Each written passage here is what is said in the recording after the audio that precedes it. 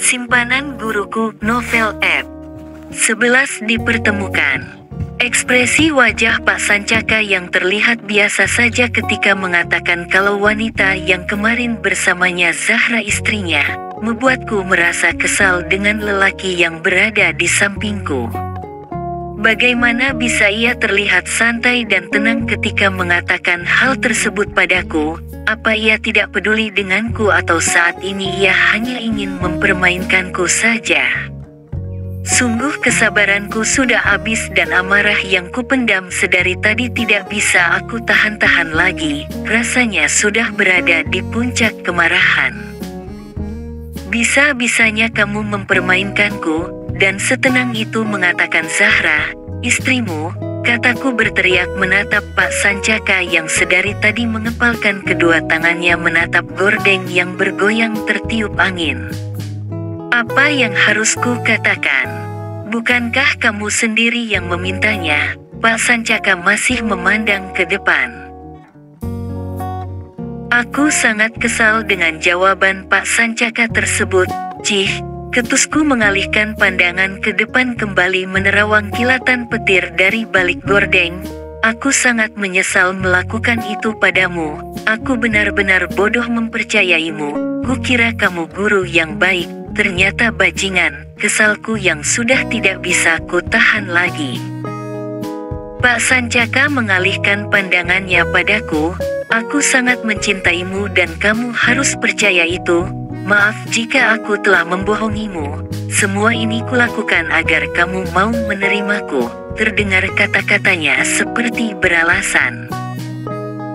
Masih bisa kamu berkata cinta padaku, sedangkan kemarin kulihat kamu terlihat begitu mencintai istrimu. Nadaku terdengar ketus, dan kualihkan pandangan ke Pak Sancaka, menatapnya tajam menandakan kekesalanku. Aku ingin mengakhiri ini semua, kataku berusaha untuk tegar. Ku dengar Pak Sancaka mengambil napas panjang dan membuangnya lagi. Mungkin tengah menenangkan diri juga agar tidak terbawa suasana yang bisa membuatnya emosi atau marah. Aku sangat mencintaimu. Aku tidak ingin mengakhiri ini begitu saja. Aku ingin selalu bersamamu, kata Pak Sancaka seperti orang yang sudah tidak waras. Kamu gila ya? Bagaimana bisa kita melanjutkan hubungan ini, sedangkan kamu sudah memiliki istri? Aku tidak ingin menjadi perebut suami orang, nadaku tinggikan.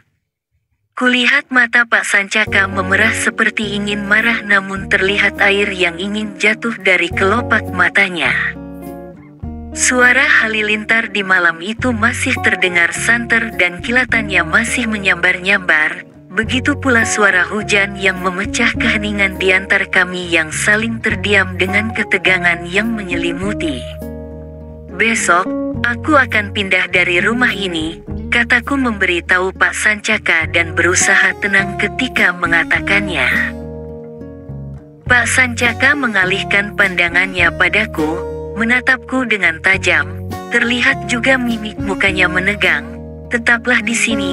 Aku tidak ingin kamu pergi, kata Pak Sancaka terdengar serisu. Aku sangat mencintaimu, percayalah, katanya dan ekspresinya berubah menjadi memelas.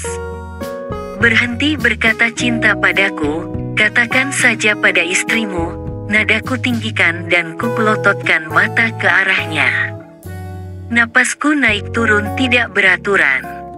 Pak Sancaka menggeser duduknya sampai menyentuh pahaku. Tapi aku berusaha untuk menghindarinya, apalagi ketika tangan Pak Sancaka berusaha meraih tanganku.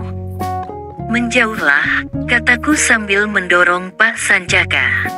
Aku sudah tidak tahan lagi dengan posisi seperti ini dan tidak bisa menahan lama air mata ini. Aku pun menangis meluapkan semua kemarahanku. Air mata menetes berjatuhan menyentuh pipi dan mengalir sampai bibirku.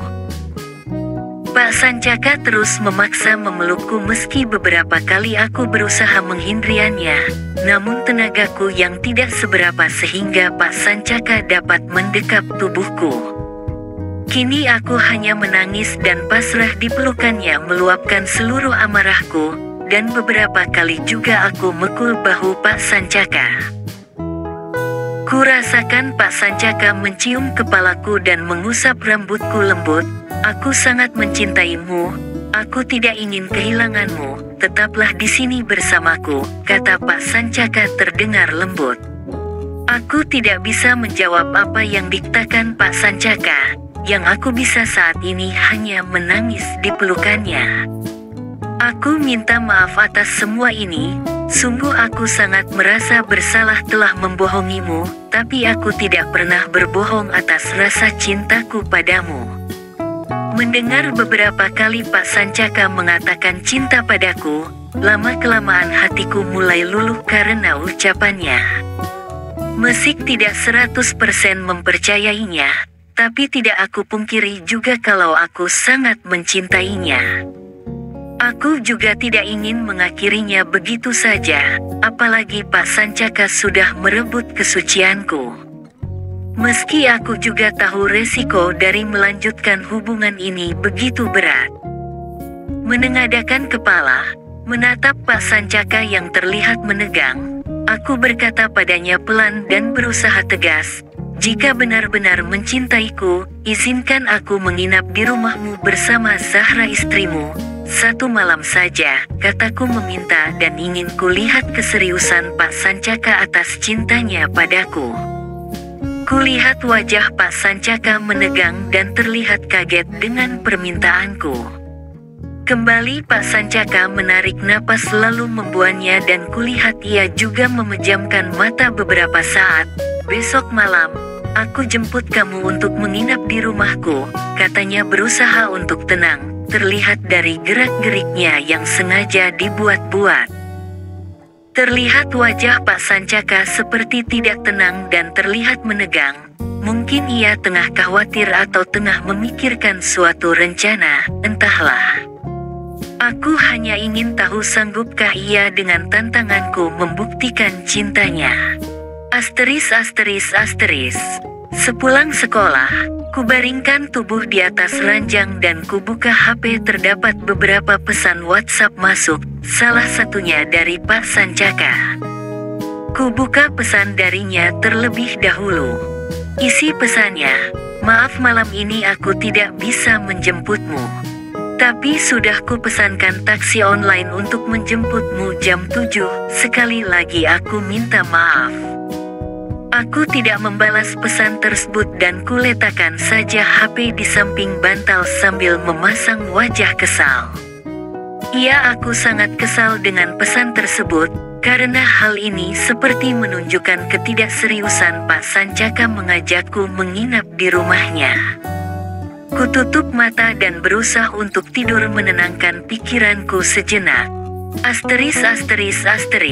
Taksi online sampai di depan rumah. Supir taksi tersebut keluar menghampirku yang duduk di kursi depan rumah. "Benar dengan Mbak Feni?" tanya sopir tersebut memastikan.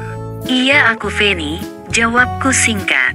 "Pesanan atas nama Pak Sancaka benar?" kembali sopir tersebut memastikan.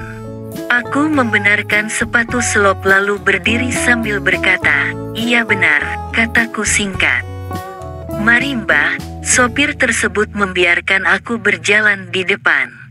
Aku hanya mengangguk ramah padanya dan berjalan menuju mobil yang terparkir di depan gerbang. Asteris. Sekitar 15 menit, kami sampai di rumah besar berlantai 2. Tepat di depan rumah tersebut taksi berhenti. "Sudah sampai Mbak, sesuai alamat di map," kata sopir tersebut. "Terima kasih, Pak," balasku ramah dan turun dari dalam mobil. Di depan gerbang satpam sudah membuka gerbangnya seperti sudah mengetahui jika ada tamu yang akan datang. Satpam juga mempersilakan aku untuk masuk ke dalam dan ia mengantarku sampai depan pintu. Pintu terbuka dan kulihat wanita dengan jilbab biru muda membukanya dan terlihat ramah. Melihat senyum wanita tersebut tidak lain ialah Zahra istri Pak Sancaka, jantungku berdebar kencang ketika saling bertemu mata dengannya. Bersambung.